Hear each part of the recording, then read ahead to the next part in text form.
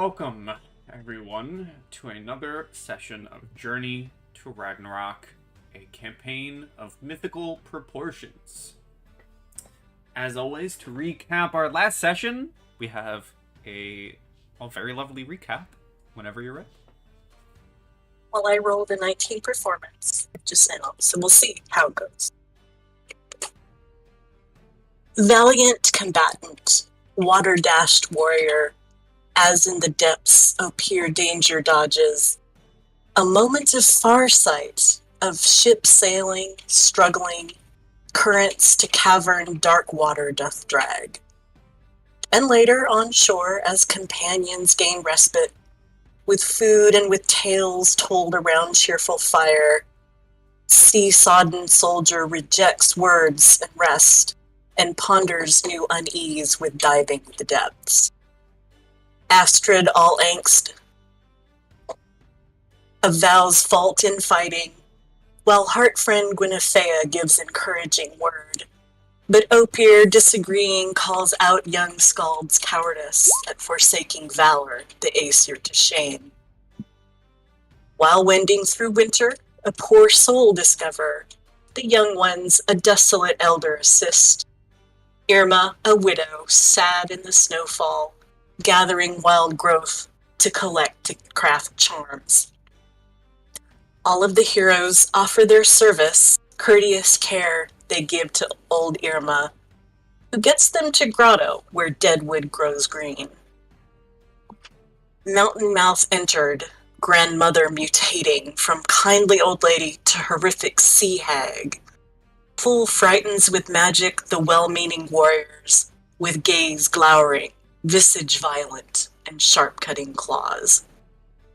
Steady-eyed Tobias shoots straight, soul to sunder. Grim Gwen, off-guardian Opier send fire and sear slashes, though terror and trembling tempt battle to bail. When Sea Hag is slaughtered, terror turns backwards, relief reigns o'er dread with victory over vile.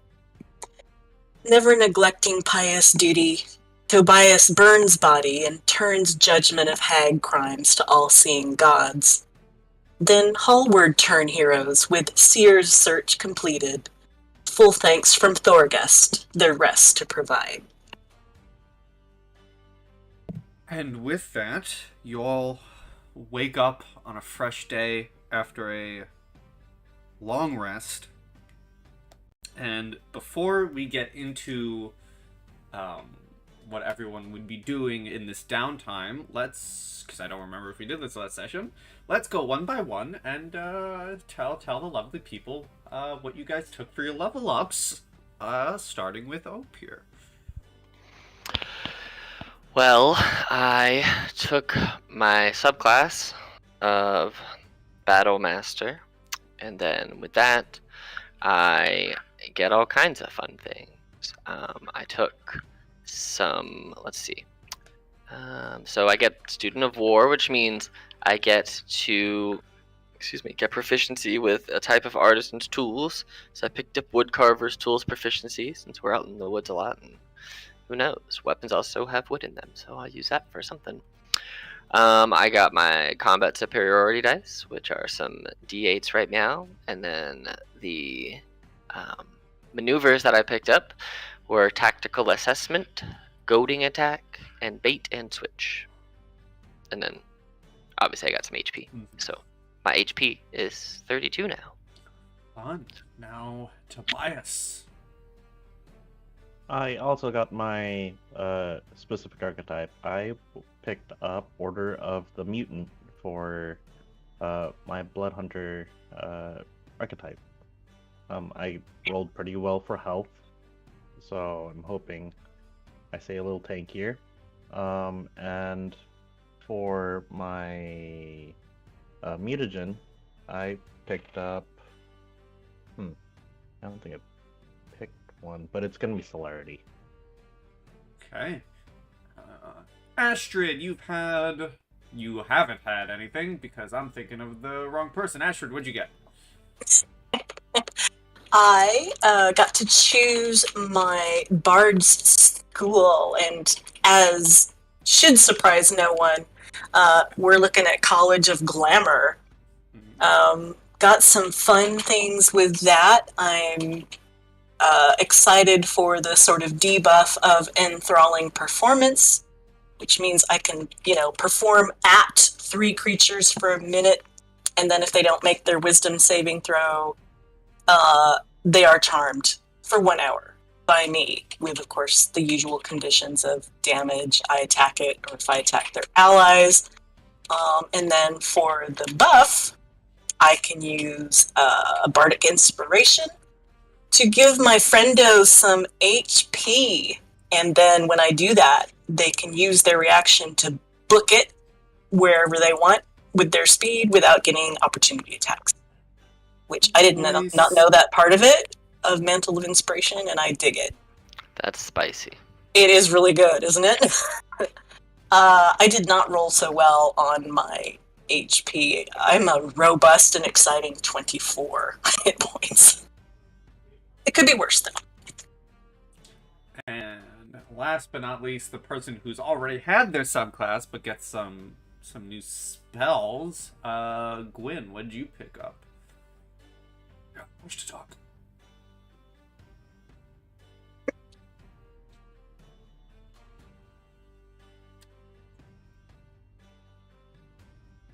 You're talking, no one can hear it.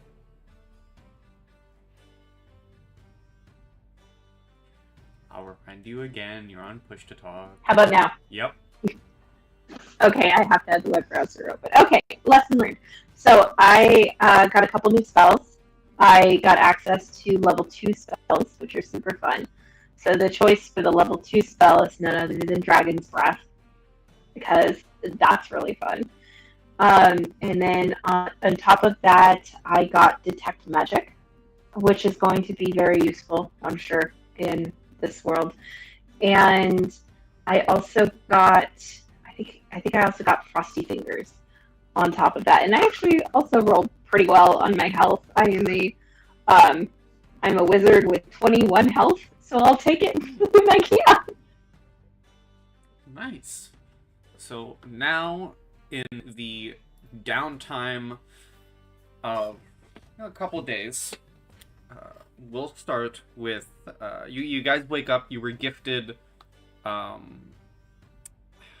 believe it was some gold and some honey mead, honey ale. 50 gold and 1 cast honey mead. I was going to ask you, is that 50 each, or? Yes. Yes, okay. But at the top of day 1 of the week, we will just go in order of roll 20. So Opir. Yes. What are you doing? Well, I want to go and find, like, the smithy, and go and work with the smithy. And we're going to be doing, it's basically 5 days, right? Before the next main thing happens. About. Okay. So I am going to go work with, go see where the forge is, kind of learn more about the forge in this town in particular, and then get out my smith tools, and I'm going to start working on a little project that's going to take me probably 2 days to craft if I look at the equivalent of what it is in that table I sent you a while back.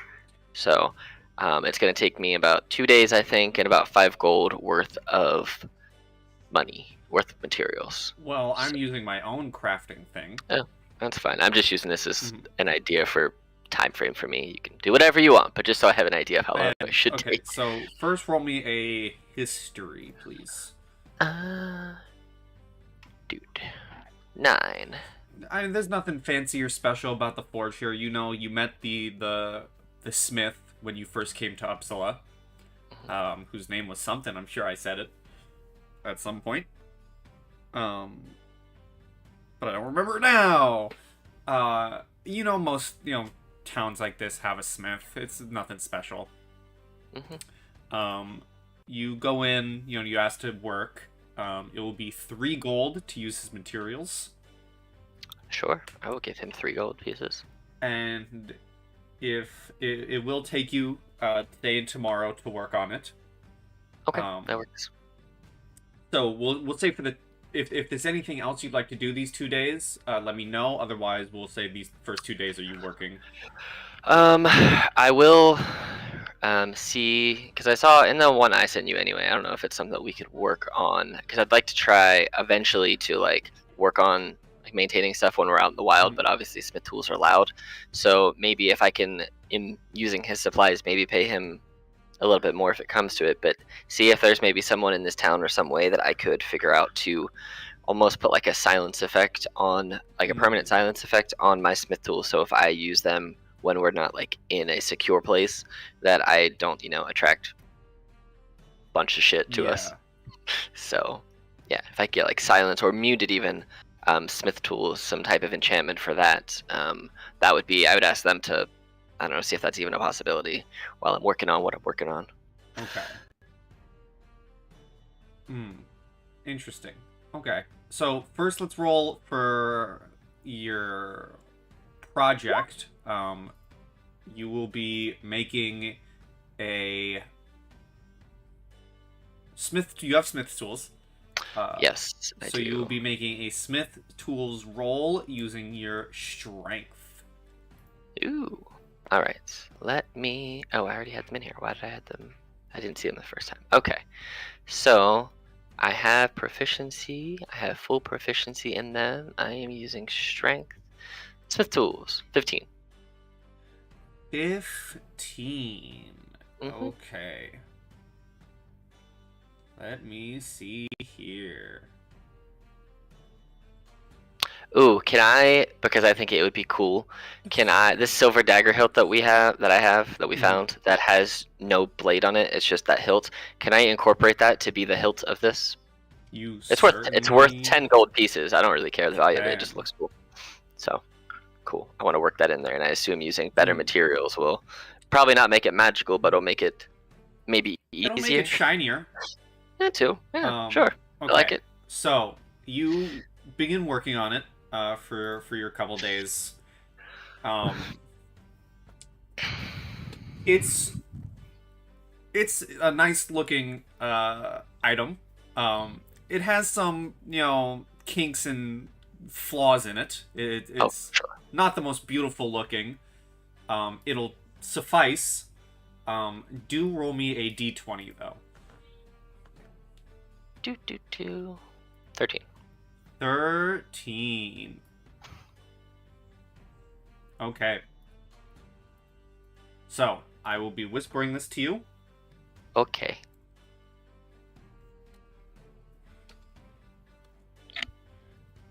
I can't whisper this to you because your O is weird. I'll do it on Discord. Yeah. Maybe. Do it on Discord. So the item, it's usable. However, due to not being your best work, it does have some downsides and flaws to it, and this is one of them.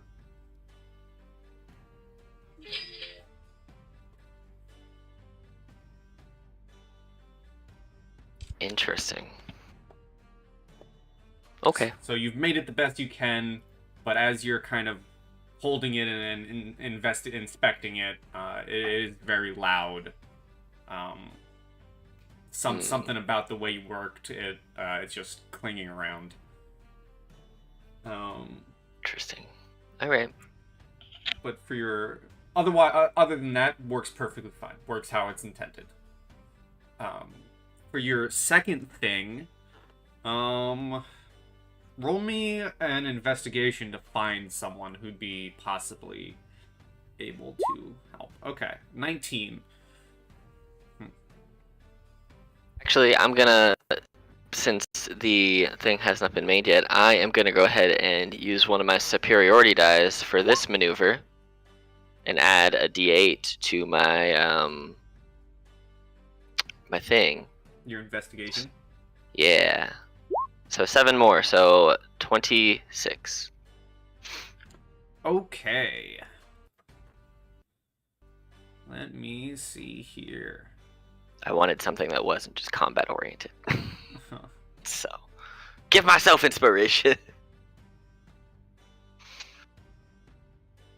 Okay. Let me...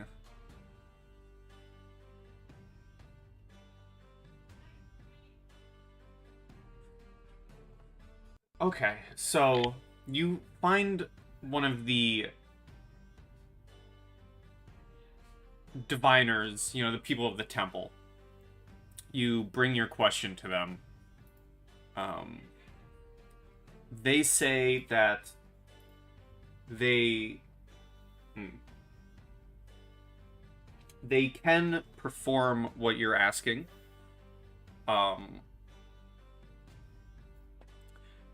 It will take some time to imbue your items, your smith's tools, and for the materials to be used, they ask for 50 gold pieces. 50 gold for the time and materials. Do they say how long it will take to do? Since it's a rather simple spell, you would be out of your smith tools for around 3 days' time. That's fine. If I need some, I can probably just pay the smith to let me borrow his in that time frame. Yeah, that's fine. I will... how about we just say that I did this at the beginning, and then I give the smith a little bit more money if he needs it, so I can borrow his smith tools. So, like, how much? 52 gold? 2 gold to borrow his tools for the couple days? And... Well, we'll say the 3 gold to use his materials would be also using his forge and everything. Awesome. Then I will give them 50 gold pieces that I just earned to enchant my smith tools to be, like, silent smith tools. Yeah. Cool. That way I can work on stuff out in the wild and not have metal on metal clanging, echoing through the mountains and causing more problems. Mm-hmm. But yeah, other than that, I think I might try on the second half of the time we have off to maybe try and make another one of those same weapons and see if I can make it better than before, but I can just roll for that if you want. I will say, for the purposes of it, they will imbue your tools with silence. For noise-related things, yeah, you'll be fine. But since, smith's tools, you still have to get a fire going, heat up your weapons, do all that. So for visual stuff, I'll say you have advantage to hide it. Oh, okay, cool. And then silence, there just is none. But for sound, no one's gonna know. Cool. And then I'll just... if you're trying to make... So 3 more gold for materials to try and make another one, you will roll the same thing. Smith's tools with strength. Alright. Use proficiency. 23. Wow. Better than my 15 from before. This one comes out much better. Okay. And this time, let's see. Because I have it and I just want to get rid of materials, I'm gonna use this damaged wolf pelt I have and wrap that around the hilt of this one. Okay. Roll me 3d20. Oh, spicy. 13, natural 20, 19. Okay. So, you make this weapon perfect. You ignore... You build past the mistakes you made on the last one. You throw the wolf pelt around the grip, which makes it easier to hold onto, giving it this capability, which I am messaging you. 13, 19, and 20. 13, natural 20, 19, yep. Okay. You also, as you make it, it is very easy to hold. It feels nice to use and wield, giving it this as well. And lastly, compared to the last one, the craftsmanship of this item is superb. It doesn't make it magical, but it does give it this as well. Cool. I will nod to the smith after. I like to imagine that I worked on the first one thinking I knew all about what I was doing, and then I got all of my mistakes pointed out to me, and I requested help and some tutoring from this master smith, since I am using his forge and his materials and his space, and had him kind of show me where I could do better and improve. And with guidance from the smith, I was able to improve exponentially in just a short amount of time on this specific thing I had already been working on. And I don't really have a use for the first one. Since it's got that 10 gold piece, 10 gold piece silver hilt on it, I will give it to him as just kind of like a thanks for teaching me how to make this better. And if he wants to sell it or do whatever with it or break it back down, it is his to do whatever he wants with it. And I will keep this one for now, and then whenever it comes back around and we all meet back up as a group again, I want to find Tobias. Okay, so all right. Anything else you want to do on the few days you're waiting for your smith's tools, or are you just relaxing in the temple and just kind of walking around town? Yeah, just like when I'm not smithing, I'm just kind of walking around exploring, just kind of learning a little bit about what goes on in this town and just passing through and just observing and making myself not too suspicious. Okay. As you are working on your crafts and finding someone to imbue your smith's tools with silence, we move to Tobias. You wake up in the morning. You see that. You wake up on the first morning. You see that Opier is already set off on whatever he wishes to do. What would you like to do in this week of downtime on day one? So I think it's about time Tobias completed his Icy Crows training, or at least revisited it. He needs to understand how the universe works. He needs to try to understand what's going on with like this bad feeling he has that something really bad, really big is coming. So he's gonna look for an Icy Crow Elder for further instruction, and this is where I'm gonna learn a Satru. Yep. You can easily find one of the elders in the temple. You sit down with them. They teach you the ways. It does more or less take the entire day. It is an extensive teaching and learning, having to drill the entire, history and knowledges into your brain. So you're gone for the first day learning with one of the elders. And you can indeed add a Satru to your skill list and gain proficiency in it. As we have discussed, I will say, as this is a different way of teaching, to gain proficiency and learn a Satru, you will forgo your proficiency in Arcana. Yeah, I'm trying to figure out how to remove that tiny little dot. But yes, agreed. And so you spend your first day doing that. Day 2 comes around. Anything you'd wish to do? Yeah, once that's all said and done, I think I would like to look for an enchanter. I mean, possibly within the Icy Crows as well, to enchant my shield with protective runes and turn it into a +1 shield. Okay, so give me an investigation with advantage. Investigation with advantage. Would it be reasonable to say I can cast guidance on this part? Yeah, sure. Okay, so I will roll investigation. Who are you asking guidance from?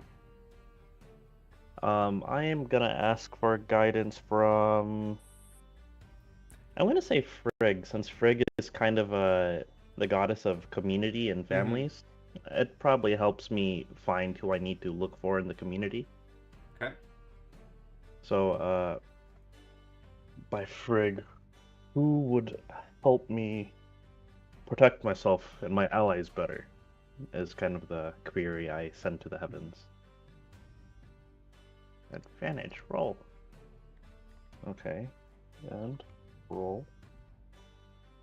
1d, oh, not 1d45. There we go. Okay, you can indeed find an enchanter, the same one that Opure went to, even. As upgrading to a +1 and adding that sort of enchantment is a bit more powerful than, making something silent.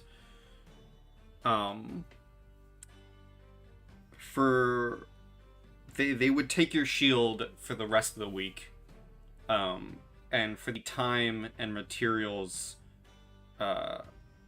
they ask for 115 gold pieces to be able to enchant your shield to make it more capable of protection. Okay, 115 paid in full. And at the end of the week, you would get your shield. Excellent. And probably the last thing I would do while they're working on my shield would be just to double check with Astrid, or perhaps send a messenger falcon, or have something happen where I can get my replacement assault axes. Okay. Well, while you're doing all of that, we move to Astrid. And Yes, your hello. downtime activities. I think that first of all, it would be an easy matter to help you with that, Tobias, because I can, just bug the Jarl for a replacement in the name of my father or whatever. So I'm sure that he would set you up with something nice, something that replaces what you had. And Astrid would absolutely not, imply that you lost it through cowardice or anything like that. She would probably puff it up so that you definitely lost it directly in, saving your comrades or whatever. So just for a little cred for her friend. Sweet. I like it. I think the first thing that Astrid, she's in very introspective mode right now. So she first of all would want to go to any of the skalds that are here in this hall, since every sort of major jarl is going to have at least one, and just kind of have a chat with them in order to just get some new stories to hear, the epics that they have, to work on committing those to memory so that she has more of a repertoire, and also to kind of compare, here's how I know this story, how do you know it, kind of those regional and community differences. And that would take a while, just especially in the memorizing and sort of the, that sort of back and forth of the skald's going to tell a section and then she's going to try to repeat it back and all that kind of stuff. Okay, so you're doing this for quite some time. So Yeah. So it'd take a day. You're going around to all the people in the village and asking about. Give me a back-to-back straight charisma followed by performance. Sure. And I'm fine with this taking more than one day.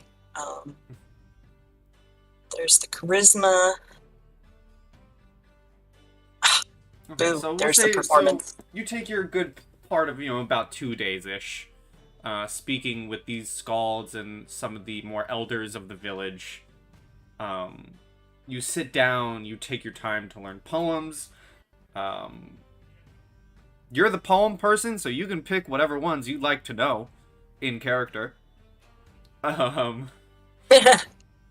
you do take the time to learn some new stories.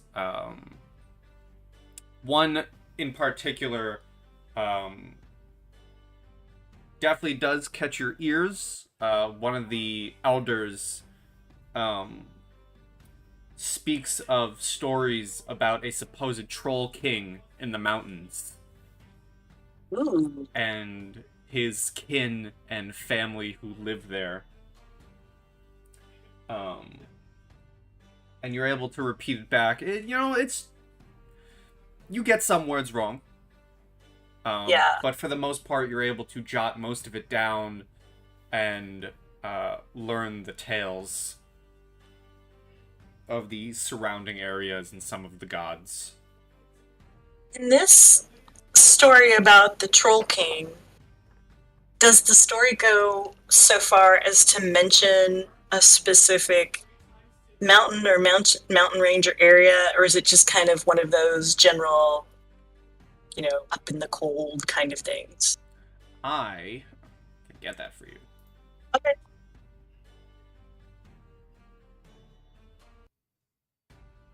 Just hold, please. Hold, please! Certainly. Please hold. And I can also ask you another question I'm sure that there are details in this particular poem about maybe battling this troll, maybe some notable warriors who, I don't necessarily need names, but notable warriors who went out and tried to take care of this issue. Yes. Okay. I will get that to you. That's fine. Yeah. While I load that up, what would you like to do for your final few days?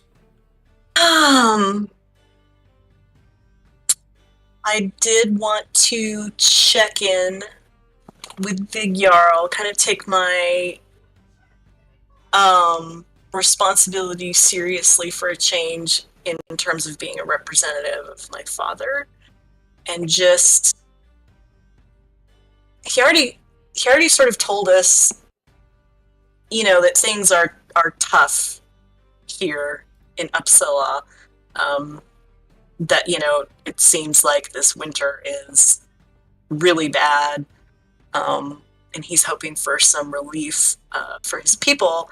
But Astrid would like to know if there's anything above and beyond that. Like, has there been, I don't know, a lot more wolf incursions, or have people been reporting strange portents in the skies, or anything like that? And then just generally, if there's anything in particular, messages or wants or needs that she can convey to her father when they go back. Mm-hmm.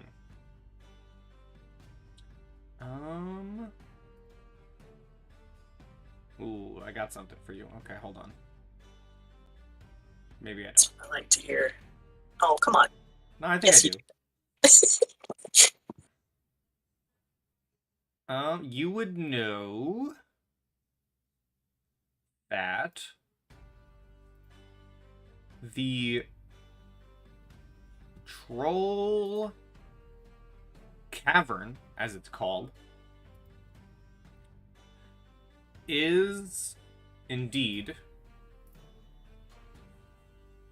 Ooh, as everything slowly loads...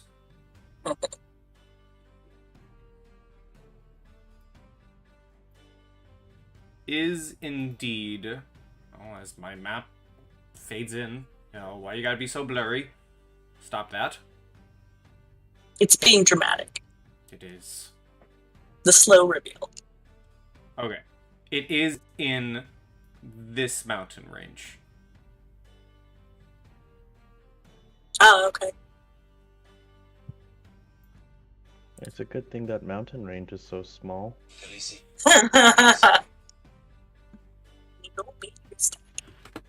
Hold on. Hold, please.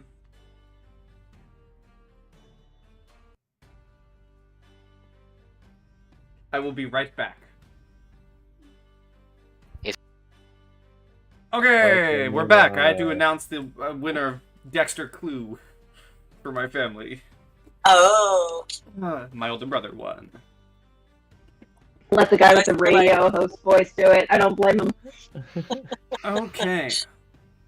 So, we'll What was the last thing you were trying to do?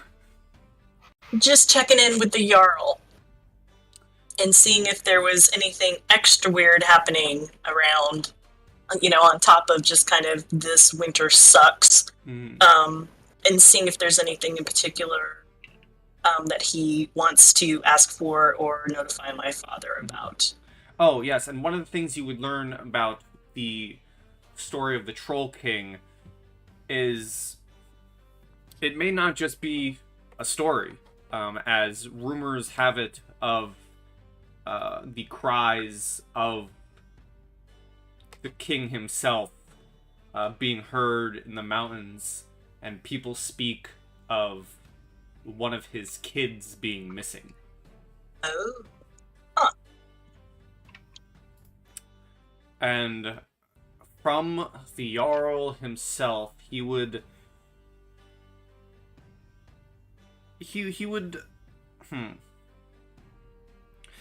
say that other than, the harsh winter approaching, not much has been out of place, although recently it feels like to him, with all the good fortune he's trying to gain for Uppsala in the readings,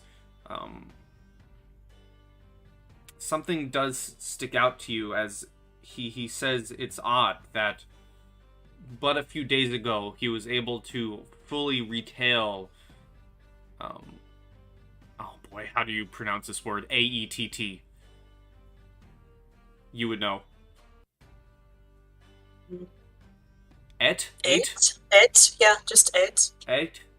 He would say that he's having trouble retelling the Et of Freya. He knew it by heart but weeks ago, but something's going on. It's odd that he can't remember it, because he's usually so good at remembering these things. And that's the Jarl who's having trouble with that, or his Skald? That is the Jarl himself. Okay. Ooh, that is weird. And it's been like a couple weeks, you said. Mm-hmm. Does that correlate? The memory loss has only recently started. Okay, so would that correlate with any weather? Did it correlate with one of the bad readings from the diviners?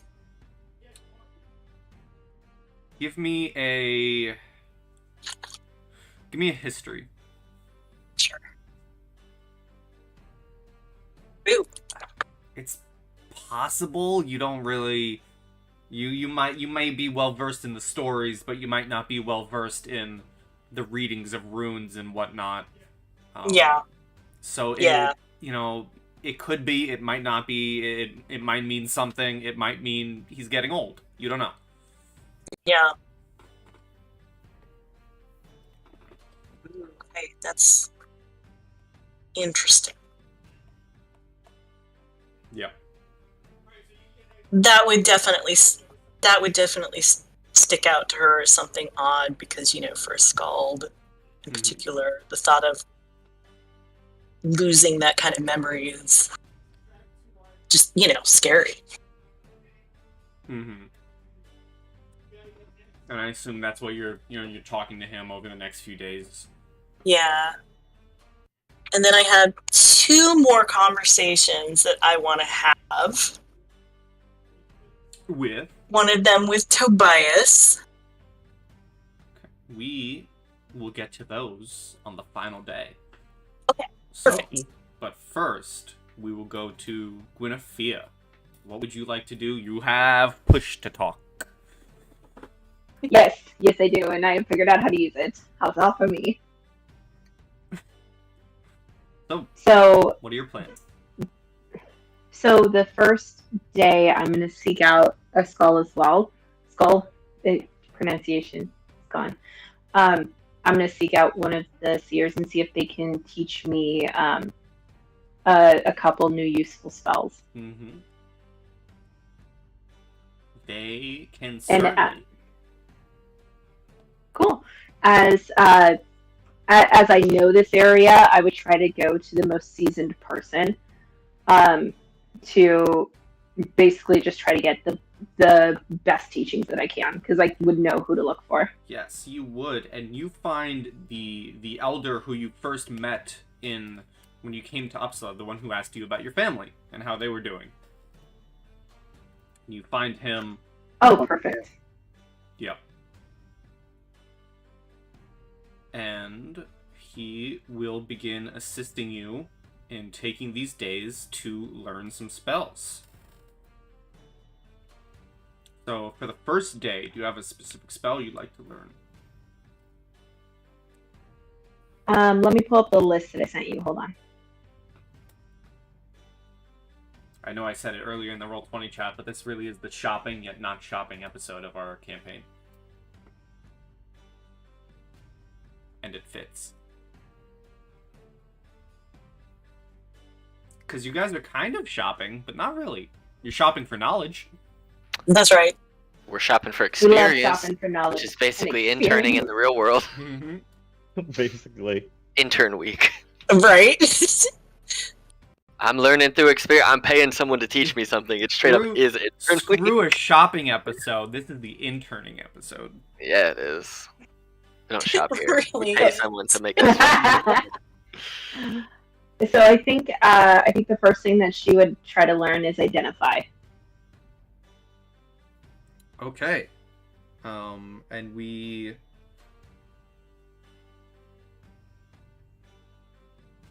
talked about learning spells. So you would take your time to learn Identify from him. It's not necessarily that he pulls out a book, because not many people have books. It's very rare. You're one of the few people who, like the 1 in 3 people who actually have a book and know how to read it. So he pulls out some drawings and scribbles of these spells that you're able to copy down into your book. He pulls out some scrolls that have writings on them and drawings that you're able to copy down and eventually learn Identify.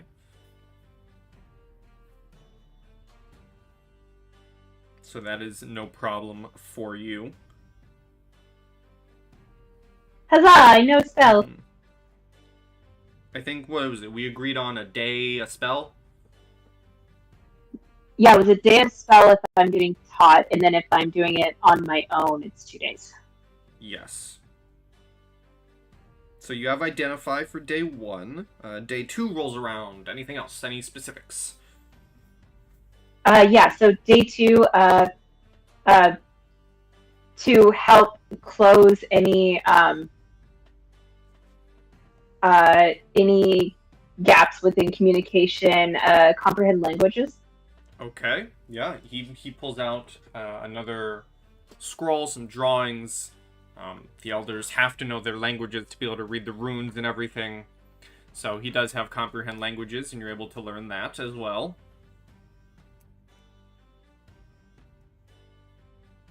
So, huzzah! Another spell. Fantastic. And then if I get one more day with him, it's going to be a very shy request to learn how to cast Find Familiar.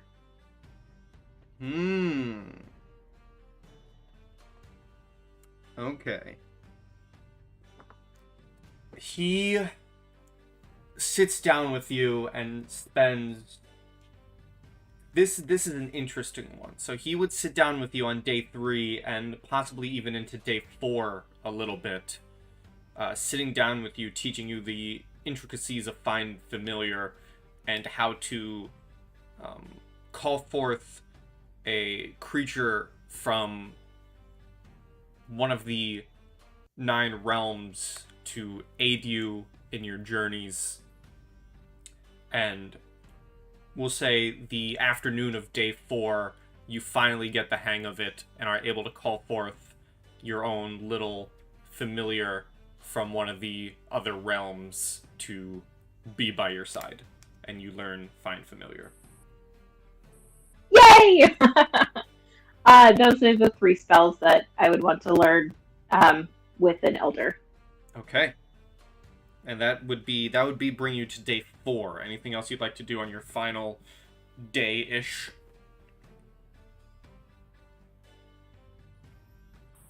If I don't get interrupted by anybody, I would start my own personal studies on spells. Okay. What would you like to learn? So I have so my first one for the first 2 days, I would like to learn Wither and Bloom, and that's an attack spell for basically dealing necrotic damage and taking it and turning it into life essence for people. So you'd be spending your final 2 days learning this. Yep, perfect. All right, so you are able to get Wither and Bloom, and on the morning of, we'll say on the morning of day 5 is when all of you are really convened and together. So Astrid, you're able to have your conversations with everyone, and you're all together again. Take it away, people. Okay, well that works nicely. This is not a bad thing to do with everybody. So I guess once everybody kind of congregates, Astrid says, I have been thinking a lot over the last couple of days, and I have some things, I guess, that I need to say to everybody. Opir,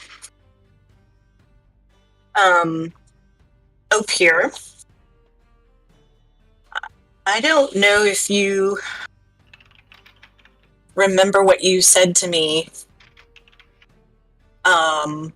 right after we got finished fighting the Draugr. It might have just been, something in passing, or that you don't remember. No, I remember. I told you that you should have ran away faster.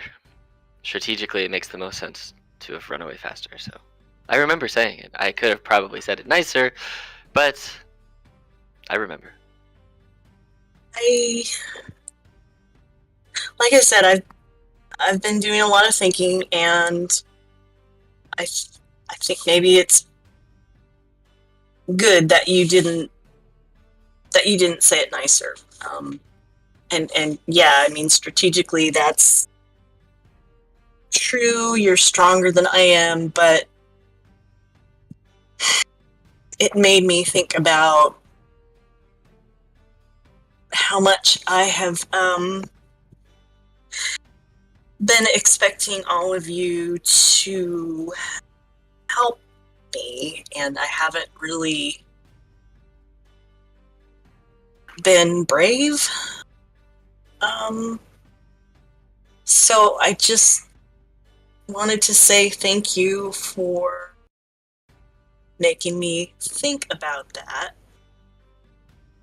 and that I will try to do better. And Gwen, you're my best friend, and you always support me and encourage me, but maybe you shouldn't so much.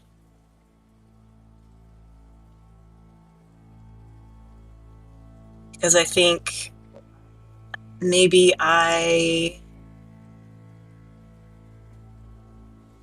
even though you're being nice, maybe I think I'm better than I am.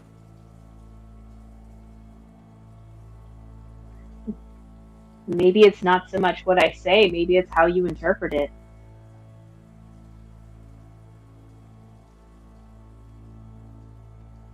Oh. I guess I should think about that too. Consider them as words of encouragement, not words of stroking an ego.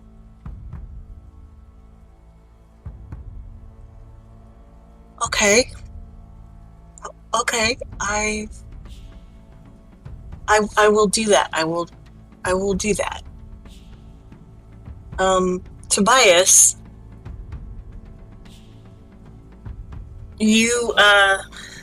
You've saved me a lot of times already, and I guess this last time I died.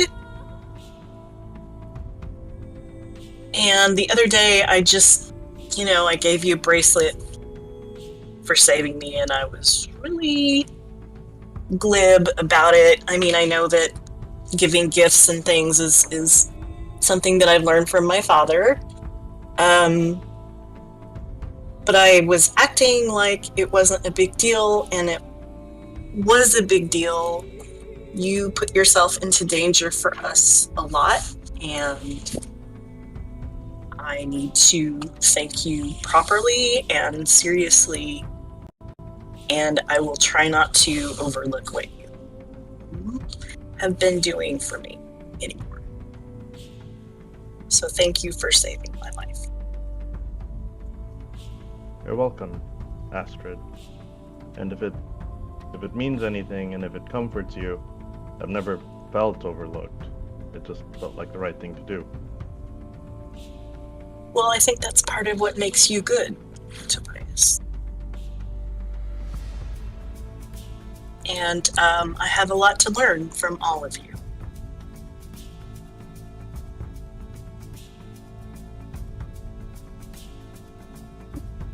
That's it. That's all. We should drink something, right?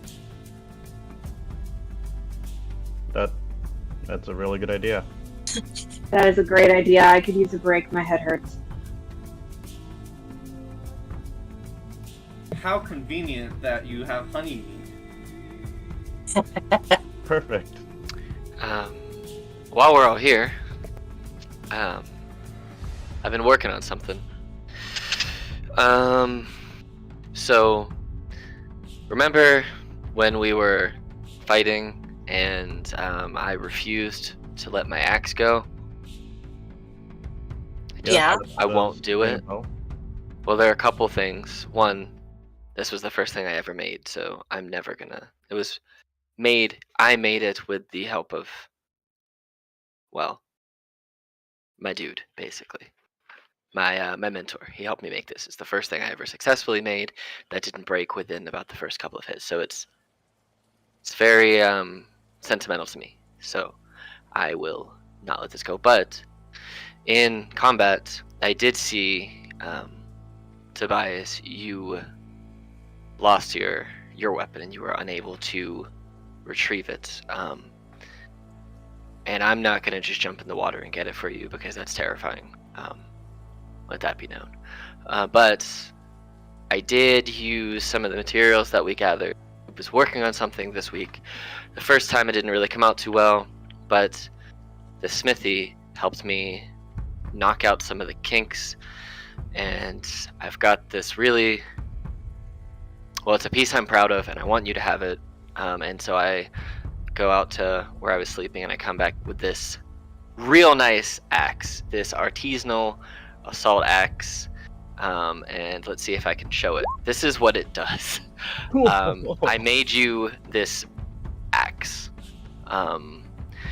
Basically, it's really hard to lose the grip on it because of the wolf pelt that I wrapped around it. It's perfectly balanced. Effectively, you can re-roll your nat ones once and take that new roll. And it's got a +1 to damage, not to attacks, and it's not magical, so it just does more damage. This thing should allow you to at least have a better opportunity to defend yourself and, well, us. And it's unlikely, hopefully, that you will lose this, because it took me quite a few days to make. So, I here you go. take this with the utmost humility, Opier. Thank you. I was not expecting this. Well, I don't want you to feel defenseless in the fact that you lost your weapon, and I felt kind of bad that I wasn't going to save yours. So, yeah, just keep it. I'm going to work on more as we go. I actually had to have my tools adjusted so I can work out in the open on upgrading all of our stuff and maintaining our equipment that is something that I don't know if any of you knew, but I am an aspiring smith alongside my past. I want to just be able to make sure that where I go and the people I go with can protect ourselves and do things appropriately, because you can't always have the ability to get a new weapon or a new armor, so it's always wise to have somebody who can create or maintain the equipment that you do have whenever possible. So just take care of this one and try not to lose it. So it's really hard for me not to keep this for myself, but I think it would do better in your hands than mine. So I will try my utmost. Thank you. And then he's gonna extend a hand out, and you know that handshake that guy. Predator handshake. The predator Yeah. handshake. I'll predator handshake Tobias over Axis. So, but yes, I rolled. That's what I was rolling the d20s for, to see what we would get. And the grippy is just kind of funny that you lost it before and now you have advantage on not losing it. So Right? That's just amazing. yeah, the dice tell their Dice story, tell man. the story. Actually, I wanna check something. I wanna see if it just adds in the damage as Just like wanna- a base Just thing. give real a quick. give a quick shout out. # not sponsored. Give a quick shout out to Heliana's Guide to Monster Hunting for the crafting table. I'm just gonna Oh, roll this nice. and see if it does the +1 basic. Yep, there's your extra +1 damage, and there you go. Not sponsored, but would love to be. But yeah, there you go. Please do. So you can put whatever picture you want if you want to make it in D&D Beyond or whatnot, but that is what I made in my time in this Excellent. town. So you now have this real cool axe. So cast light on it. here. It's basically like the axe from 7 Deadly Sins. Up here, so you're guarding us in all kinds of ways. I mean, strategically, I guess, sure. I would still advocate running away sometimes. That's Well, good. but I Retreating from the mean, rear is a good maneuver. if you're even making sure that our equipment is taken care of, that makes sure that we're doing the best that we can. Yeah, but This if is you beautiful. I'll do my best. Just don't follow any lakes, cause, well, I'm not gonna jump in after you. And So as you're gifted this axe, Tobias, one of the persons in the temple approach you with your shield and hand it to you. So you also have a +1 shield. Excellent. Thank you, Elder. They nod their head and go back to what they were doing.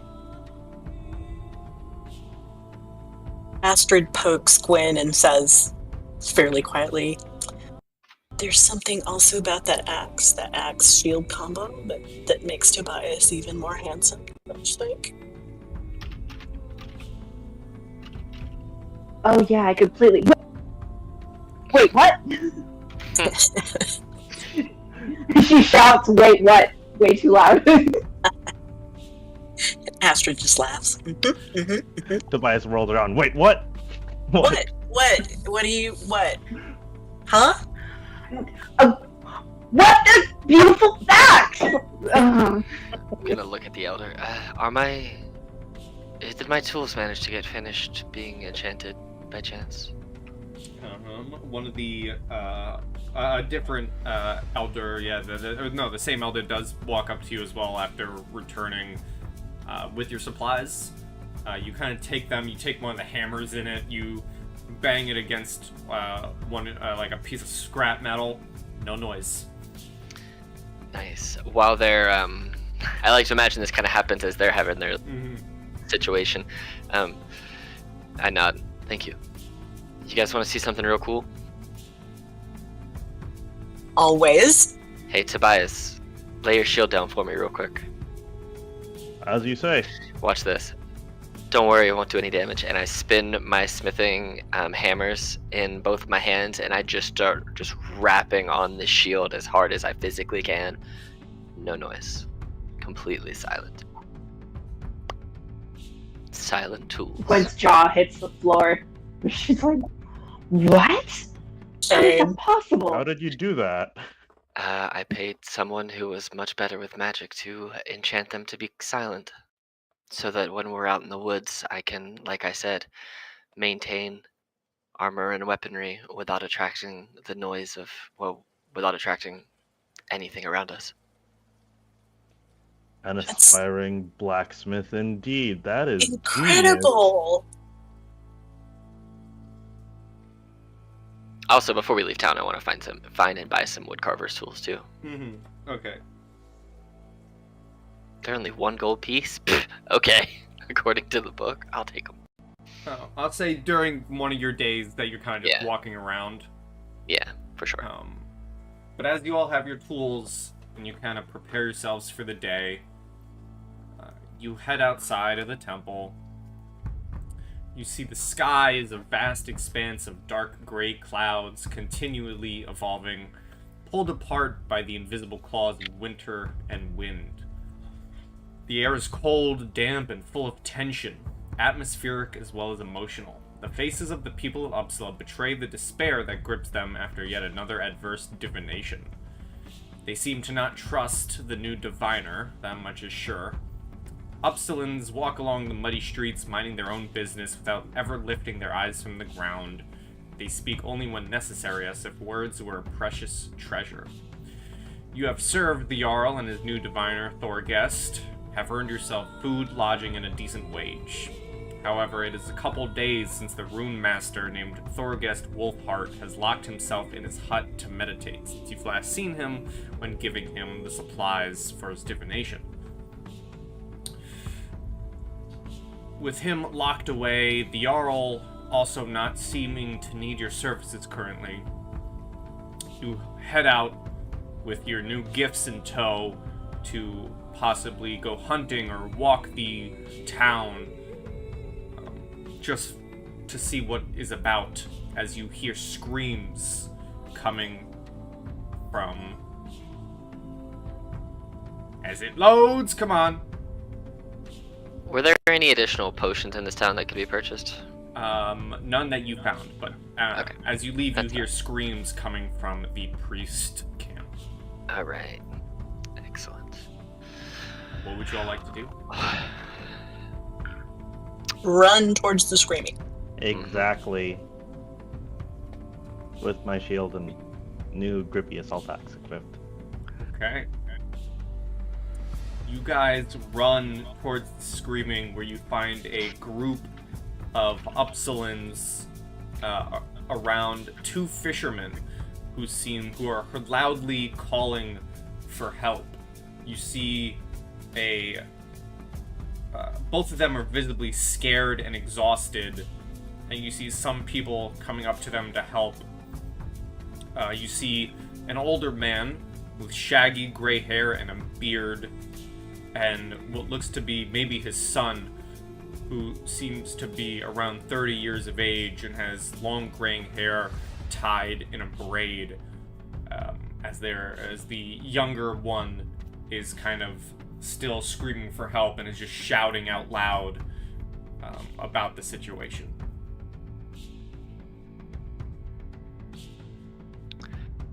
Well, let's go. Do I recognize these people? You guys do not. However, Opier Hmm. can roll me a history with advantage. Ooh. Ooh. Alright. I'm gonna use, because I can use these for investigation, history, or insight checks.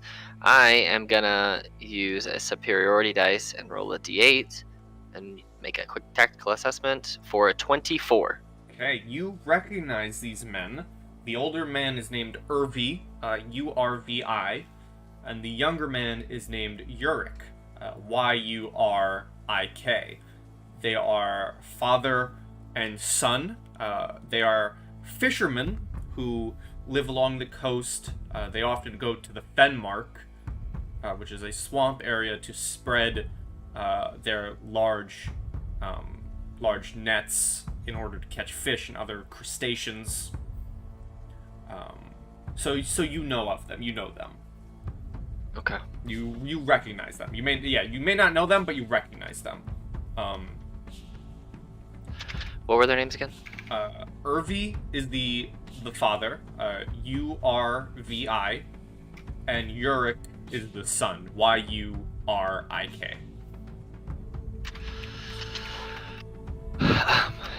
Urvi, Yurik. What's going on?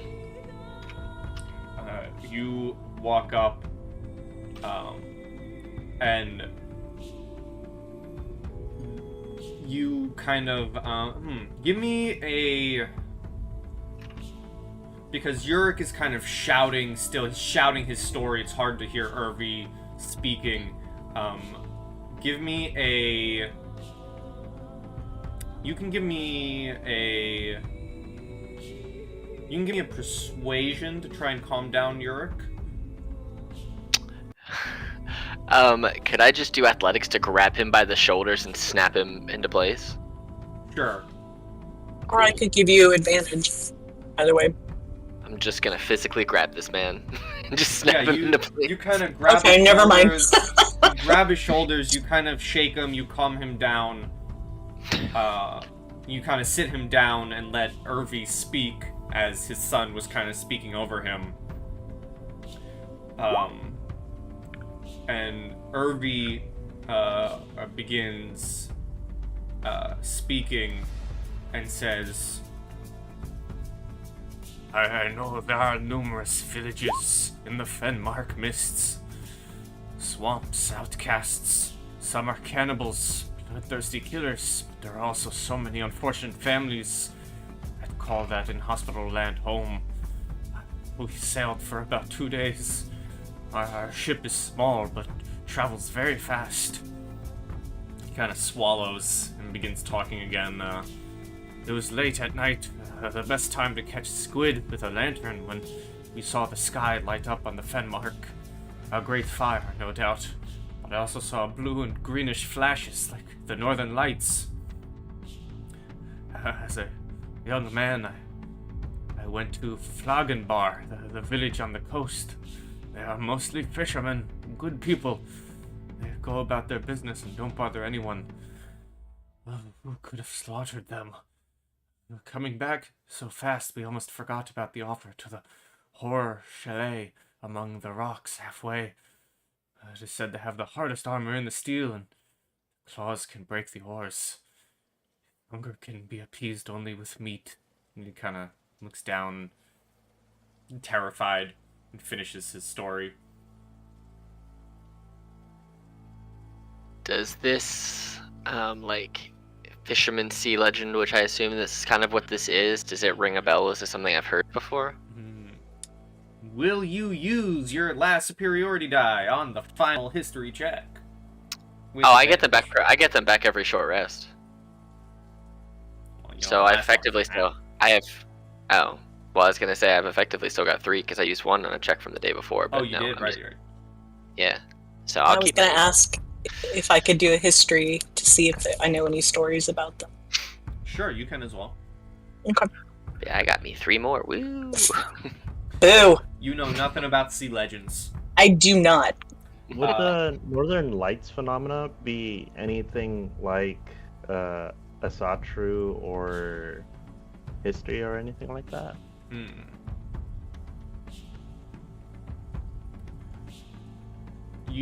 Yes, you can give me an Asatru, Mwahaha! The first roll. which uses wisdom. Where's the normal roll on this thing? Weird. Okay, I probably need to work with this new custom skill somewhat, but there we go. You actually able to add skills on D&D Beyond? Yeah. What? The whole Yeah, reason I wasn't going to do it was because I didn't think you could. No, You absolutely you click can. on the gear at the bottom where it says skills, and you click on custom skills, and you just add a custom I skill. am flabbergasted. Yeah, you can add all kinds of stuff. Oh in there. my god. The whole reason more you I was know. excluding it in the first place was because I did not think you could do that. Heck, you could put any kinds of spicy checks you wanted in there too. Okay. So you don't make it up. You just got what you got. Well, 13 Asatru,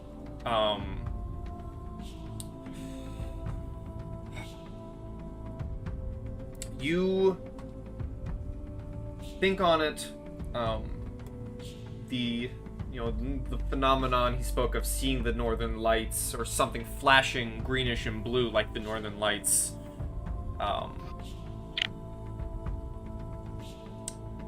You can gather that you're not entirely sure what it was, but you can definitely gather it probably wasn't the northern lights. Okay. That's fair for that check. With an 18 history on the sea legend, you know that on the way to the Fenmark, there's an island in between Uppsala and the Fenmark that the legend most likely is true. That there's a large, chitinous and clawed creature that, if not appeased with an offering of meat, tends to be the ruin and destruction of fishermen trying to fish in that area.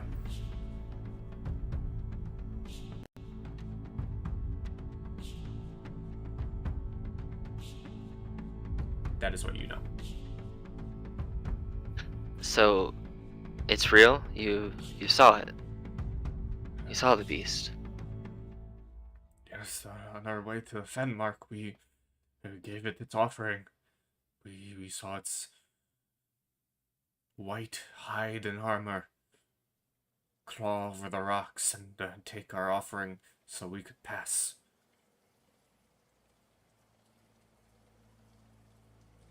And with that, you would also know that it is an albino, lobster-like creature. Or so the tales go. Then what happened on the way back? Did it need another offering, or you got taken off course? We were fine on our way back. We came back as we could. We didn't want to die.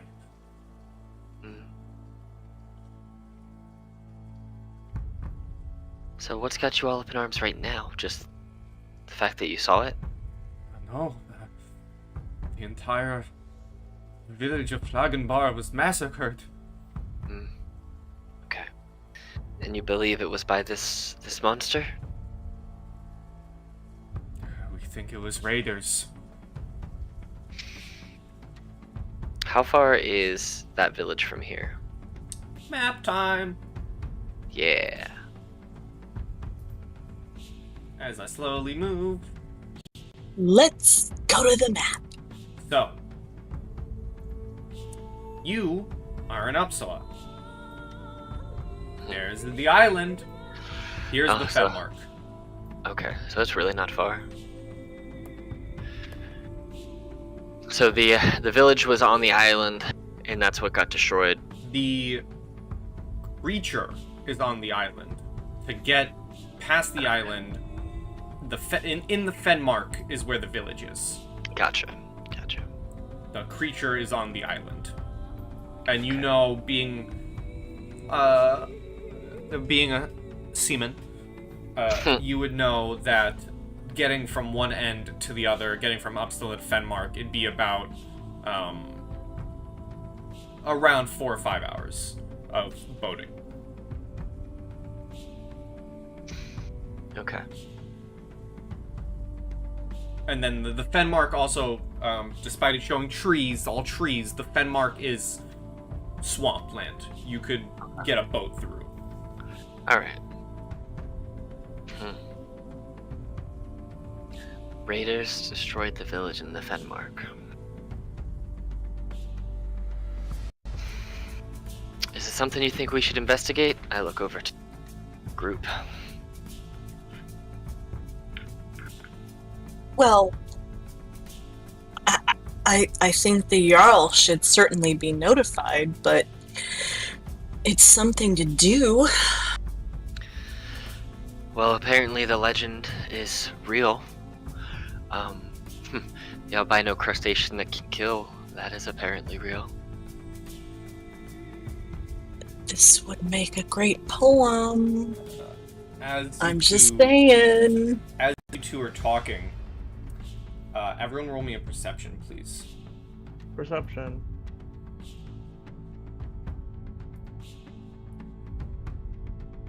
Not perception. 2 7s, a 19, and a... Waiting on... Guinevere.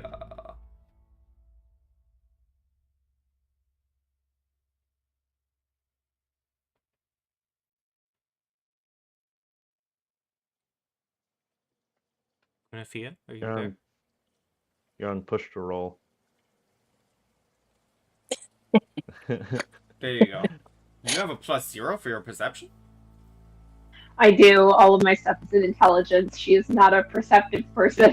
Well, Well, only she's more Astrid would perceptive than notice us. it. Over the shoulder of Opir, you see a familiar face. You see Thorgest coming out of his hut. He seems tired, his eyes marked by deep shadows. It is evident that the ritual is testing him. You see his body is covered with red symbols, no doubt traced in blood. Covered by only his wolfskin coat, completely barefoot in the snow, he reaches you all and says to you, "It may be a coincidence, but I've got a hunch. If you've got nothing better to do, try and get the Jarl to let you investigate what scared these fishermen.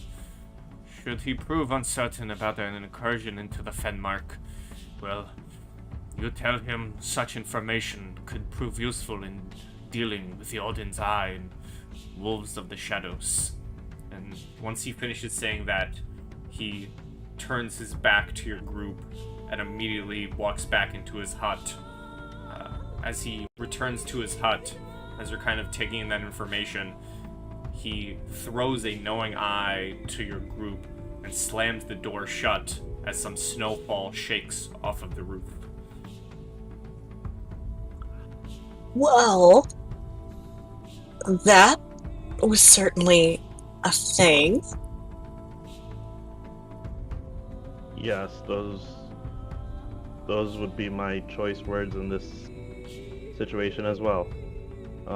Most strange, but it seems like we should notify the Jarl and try to investigate this matter.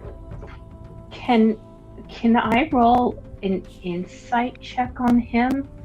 As somebody who came from the same group as him, is this normal for somebody within like his job, I guess you could say, like this type of response? Because it's very strange that he would come out to talk to us specifically and then go right back inside without greeting the Jarl or anything like that. Like, is that normal, or is that something that would cause a red flag? I'm going to say no on the inside check just because of how quick he was in the being there and then being gone. Okay.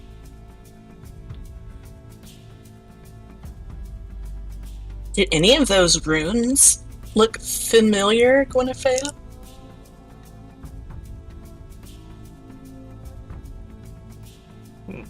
I don't know. He was so fast. He just came in and came out. If I had a little bit more time with him, I could give him a look over, but it sounds like time isn't really something we could spare at the moment. Given his outfit, I'm not quite sure you'd want more time with him, but I know what you mean. Listen, leave the persuasion of the Jarl to me. Very well. So I'm gonna go find his Jarl ship, and I'm sorry I cannot remember his name by. Jarl Alrecker. Right. Before you go, I'm gonna say, Frigg, watch over you and your negotiations, and I will give you guidance. Thank you. I appreciate that. Okay.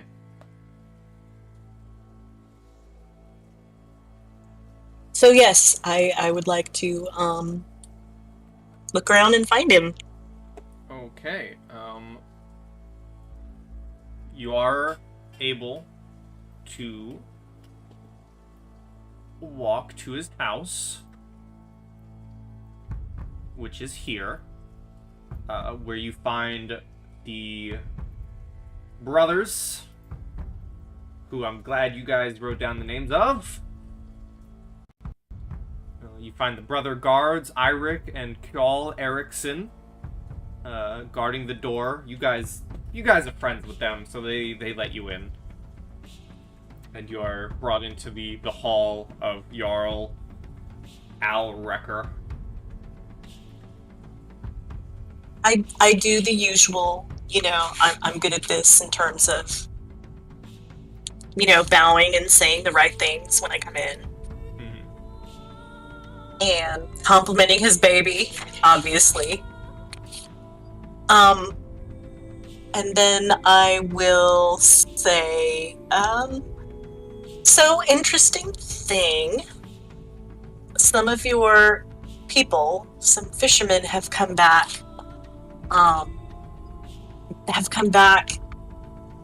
out of the swampland, and there is a village where everyone has unfortunately been slaughtered, and they also caught sight of that fabled albino armored lobster, and we were wondering if you would like us to go check it out. It might be raiders, and that would be good to know if they are coming this close to your holdings.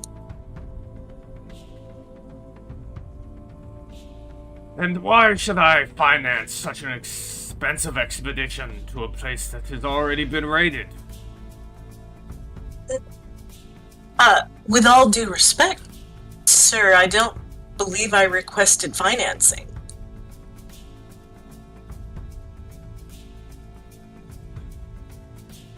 No, but if I were not to arm you and aid in your journeys, and you fall on foreign land,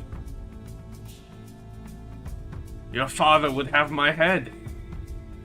How can I be sure that this risk into an, as you say, already raided village would pay off? I am willing to swear by whatever gods and oaths you wish that it will not be your fault and that no blood price will be sought, should any harm come to us. That we do this of our own free will and because we feel that it is good for our people as a whole, not just your holdings. Give me a persuasion. And guidance is the D4? Mm-hmm. Yeah. Okay. Because I'm going to use it.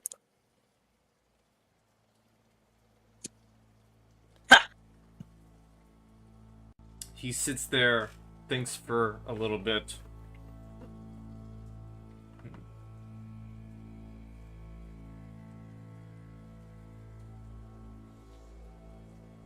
To mention, sir, that between you and me, my father has been despairing of me just a little bit. He thinks that I am too frivolous and not enough of a fighter, I hate to admit. So he might actually thank you for letting me have a little bit more experience out in the field.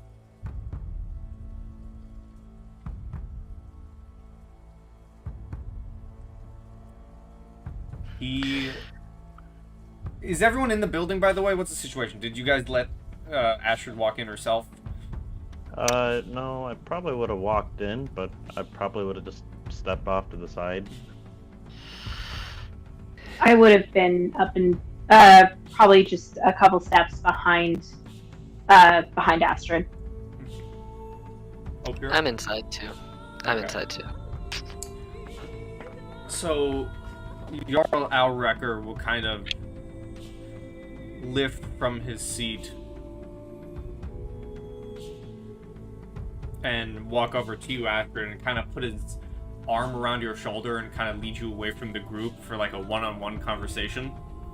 Oh boy. Okay. And he looks at you and says, I appreciate and respect your ambition, little Astrid, and I have known you since you were very, very young. I let you do this, and you fall under my watch. I don't think your word or mine would save me from your father's wrath. I need assurance that whatever is happening in the Fenmark, I thank you and your group for your services. They have proved themselves great fighters. But I need you to stay safe. If you die, as I've said, it wouldn't be good for anyone. Uncle Alrecker, really want to see the lobster. You know I'm writing poems. Just, if it's real, I want to go see it. I really want to see it. He kind of sighs and says, almost with a half smile on his face,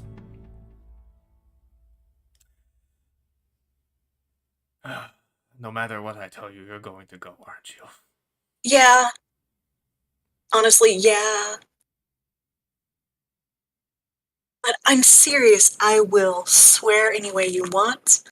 I will write something for my father that you can send if anything happens. We can have it witnessed by the entire population. He I promise this will not come down on your head. He wraps his arm around your shoulder again and kind of walks you back to your group and shouts, Arek Kjol, come in here! And the door opens and the twin brothers walk in. And he says, You two, you are heading to the Fenmark. Yes! Take care of the young princess. And he kind of eyes you, Astrid, and says, I am not taking no for an answer. Fine, I like twins. And I just, grab him around the neck and just kiss him on both cheeks. Just, mwah, mwah. Thank you, thank you, thank you, thank you, thank you.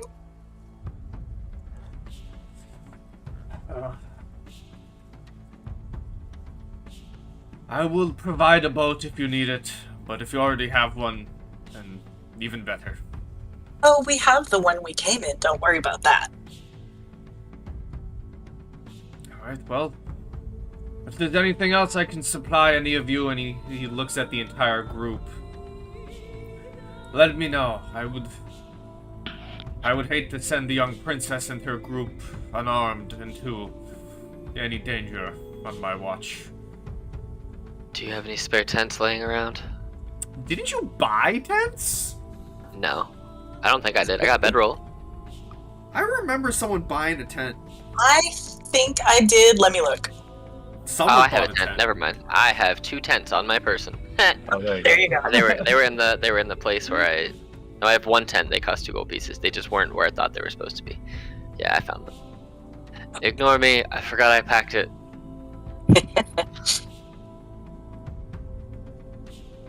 Just check the front could pocket you- of your backpack. It's like, oh, there's the tent.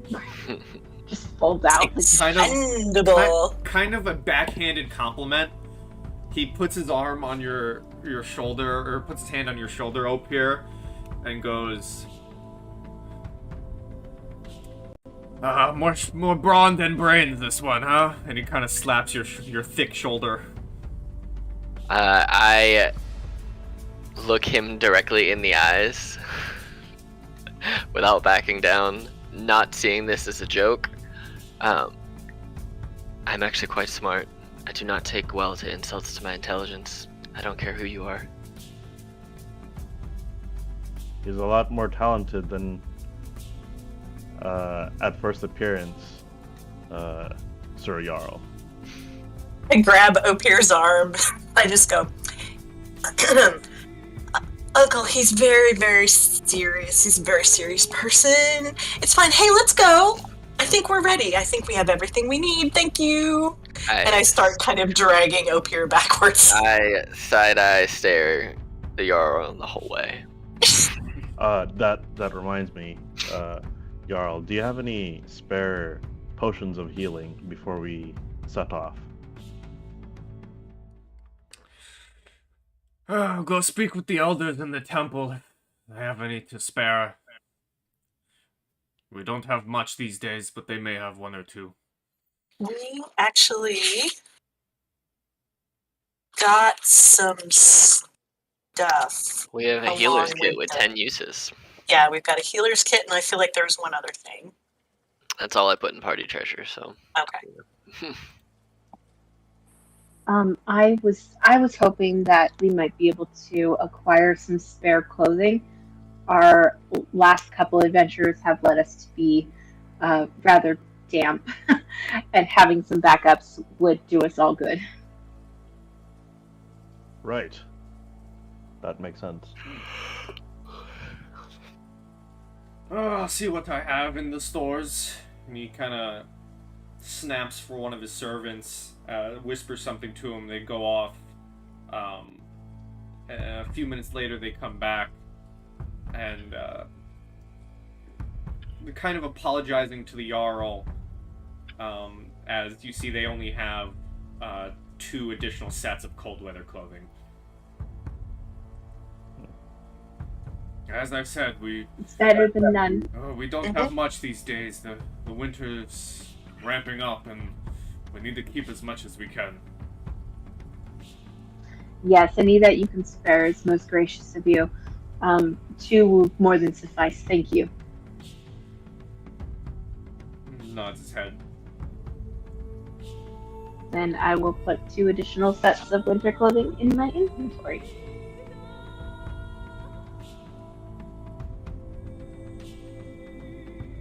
Okay. As you guys kind of head outside, with the twins in tow, Astrid, as you're kind of the last one to leave the building, the Jarl shouts for you and says, Astrid! And Yes! He looks at you and just says, stay safe. I will. They're very good at what they do.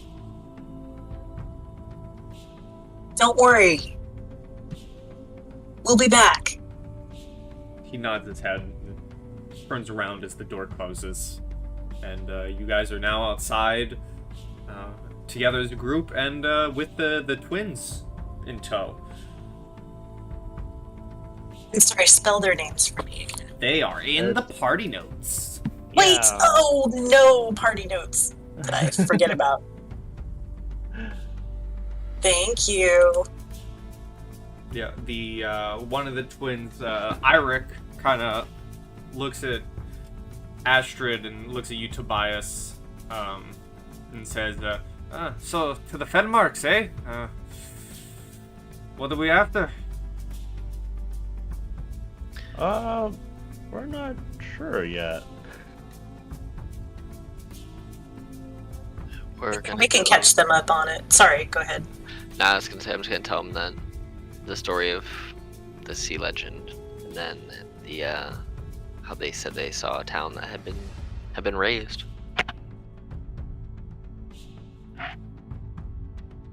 Well, if anything goes wrong, you heard the Jarl, you have our axes.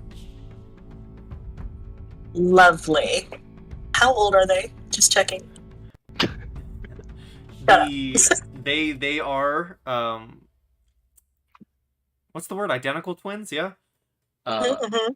I don't know if I described them before, but they're wearing, you know, the usual Viking getup. They have that kind of almost cone-shaped helmet.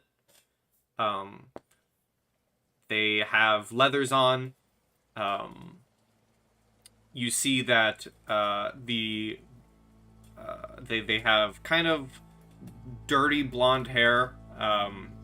One of them, Kjol, is completely clean-shaven. The other brother, Eirik, has one of those, you know, classic long beaded beards that are braided up. They are both 26 years of age. Difference in facial hair is handy. Yeah, that's what tells them apart. They look exactly the same otherwise, but to keep them apart once they started, you know, becoming men and growing beards, their mother told them, "No, listen, one of you has to lose the beard." Do they switch off like every other year? And just confound people? It's possible, you know, the twin trickery. We don't know. Yeah. So I grab them, you know, like tuck my arm through both their arms and start walking, and I say, all right, why don't you boys go get whatever you need for this trip and meet us down at the dock? Y'all pipes up and kind of looks over to his brother and says, well, I guess we can go grab some supplies at our house. Yeah, we'll meet you on the docks. If there's a way that I could get it delivered, I would like to write 3 letters. Okay. Or I could have been writing them during the week and then had them sent today. Yeah, you could you would have to bring them to the let's say yeah, you would bring them to the I don't know if there's a word for it in, you know, Norse history, but you would essentially bring it to the hand of the Jarl to have them delivered. Like, you know, like the hand of the king, the hand of the Jarl. Yeah. I'm blanking on the word. I know there's a word because I play Skyrim. Yeah. I will... The 3 letters I'm writing, one of them is to my mother Gudni. Basically just letting her know where I am, that I'm alive, what's been going on. Just like a little general update. The second one will be to my mentor Orn, who is the one who helped me craft my first axe, the one that I have on me, who has taught me my battle stratagems and stuff like that.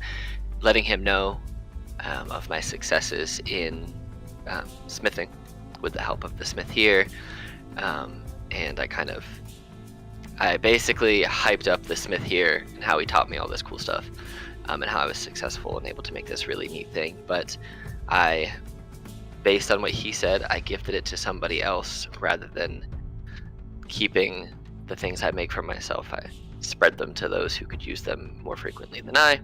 And then I am going to write a letter to Tola, or shall I say Opir's ex of 3 years, who decided to call off their engagement because she wanted to be a warrior at that time. So I sent her a letter letting her know of the battles that I've had so far, and basically trying to, you know, talk myself up to being this real big badass, you know, to try and win her favor back more.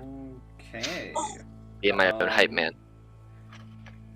Not that, you know, I plan on having these come back to bite you, but if you want to write down the 3 letters or the 3 names of the 3 people you wrote to and just send that information to me? You have 2 of them. So in the thing I sent you, you got the family tree, so the mother's Gudni, and then the mentor's Orn, and then I'll send you the name of, it's on the questionnaire, but I'll send you the name of the other one as well. So yeah, we'll tack that onto, you know, your couple days of just walking around. Yeah. Just writing letters. So if you send me the names later, I can give them to you for sure. But they're all in the stuff that I sent you. Okay. So. All right. So the twins are sent off to their house to gather supplies. What are you guys doing? Oh, I was told to stop by the temple to see if there were any spare healing potions. Indeed you were. So I will be headed up to the temple.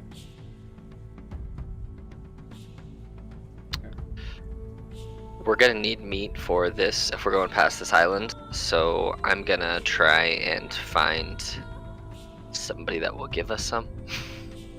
Or we're gonna have to hunt it. You could take some time to hunt. I think I would prefer to fish it, if possible. Okay, yeah, you could do that. I'll just go to the docks, I'll immediately go there after dropping off these letters, and I'll go to the docks and I'll start fishing, and then whenever we meet up and get on whatever boat we're getting on, I will set out the fishing stuff and go from there. Alright, so you'll be fishing when you guys get on the boat. Yeah. Okay, so so Tobias heads towards the temple. Does that mean Opier's heading towards the boat? Yes. Alright, so what's Astrid and Guinevere doing?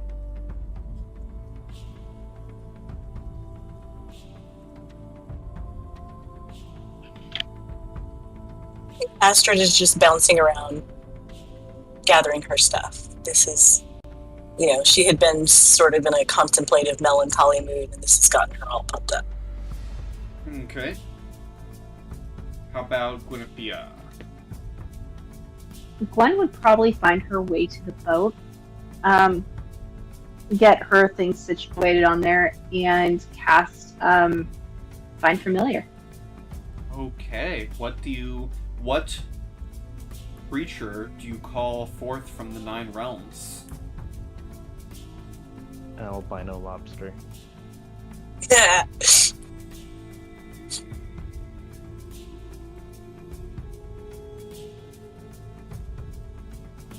Get pushed to talk. I know, this is just one day. One day I gotta deal with it. Actually, when the group would return, what they would see is circling overhead is a beautiful golden raven. Ooh. I like it. Posting something in our campaign chat because of that. Because it fits. Okay, so you guys all set off to do your things. Tobias, you head up to the temple and ask about healing potions. Let's see, I'm gonna roll a dice. Okay. They can only spare one additional. One base healing potion. If that's what they can spare, then that is what we were meant to have. And eventually, you all find yourselves at the docks with the boat.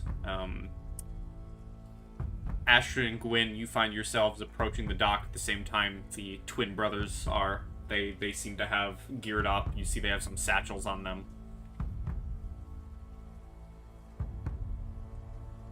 As you all prepare and head to your boat. What would you like to do? Well, if we're gonna get on the boat, I'm gonna do what I do, and I'm gonna start working with the rigging and getting the ship all seaworthy. I'm assuming there's a captain of this boat.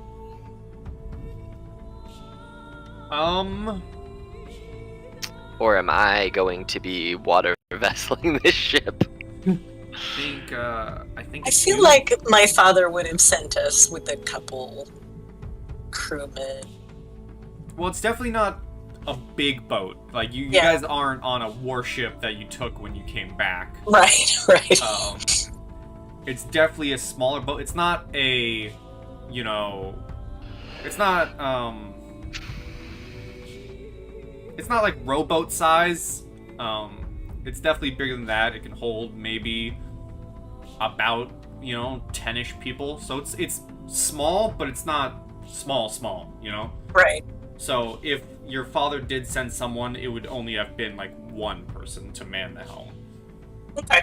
Well, I mean, in my head canon, Astrid is actually a pretty good sailor also, so... But do you have water vehicle proficiency? I don't, but I can take orders just fine. Well, whoever is captaining the ship, I'm gonna pat them on the shoulder and say, Njord is with us. They will allow us to cross the sea unhindered. And, Is that guidance? That is guidance. I had to look up who was the god of the sea. As you say, Njord, I kind of look up and just give you this quizzical look. Like, okay. As That you is who I, worship. prepare your gear and get it all into the boat and get ready to set off towards the Fenmark, this is where we will end our session. Nice. You guys are the second. A calm and Indeed, peaceful. a peaceful end for what is Trip going to be into the ramped horizon. up to Just gonna most likely just be a be some violent. sights. No, it's just gonna be some sightseeing. It's fine, like a Yeah. day trip. Every good campaign needs its quote-unquote shopping episode. Mhm. This was that episode.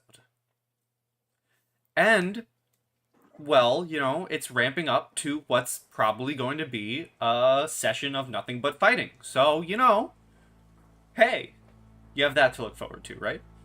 There you go. Can I add one more thing that Guinevere does before we leave? Sure! As we're getting settled in, like on the boat, she would pull out she'd pull out a large piece of paper that she's been working on, and I would like to create a map of our journey as we're going, because I have cartographer's tools and proficiency in them, so I would like to map our journey. Okay, so give me a... Oh.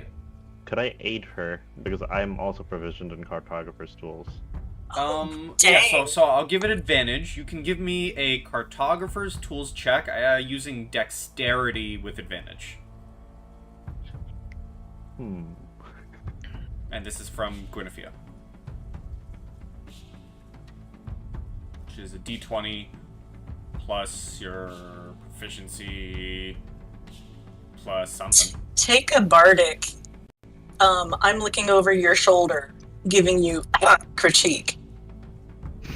And probably if you do opposite of what I say, it'll help. I mean, she can also tell me what to do. My dex is probably better than hers. She's the one doing it. It's her idea. Okay. Good luck, Gwen. You left roll 20, you can't make the roll! Uh-oh. She's muted. Oh my god, this couldn't be more of a comedy of errors tonight. Holy crap. Do you want me to roll for you? Yeah, I realized that I have cartographer's tools, but I don't have proficiency in it. It's calligraphy that I have proficiency in. Oh, okay. So you're going to be able to put the names Well, then on you it wouldn't pretty get proficiency in it, so you just roll using dex. Okay. Yeah, I would like to do that. Can you roll for me? I can pull up the character sheet. Yeah, So so it's a I'm d20 plus your rolling dex. I have dex. it's 0. D20. Okay. Solid D20. What the fuck? Natural 20! Natural 20. So, Mercy on me. What is going on tonight? so as you guys set off, Gwyn gets to work and starts making this map of the journeys, and it is dot to dot, location to location, everywhere you've been. It is a solid recounting and more. And as with that natural 20 to end the night, everyone say goodbye to YouTube. Bye, YouTube. Goodbye, YouTube. See you next time for a combat session, baby! Next session, the Wrath of Sebastian.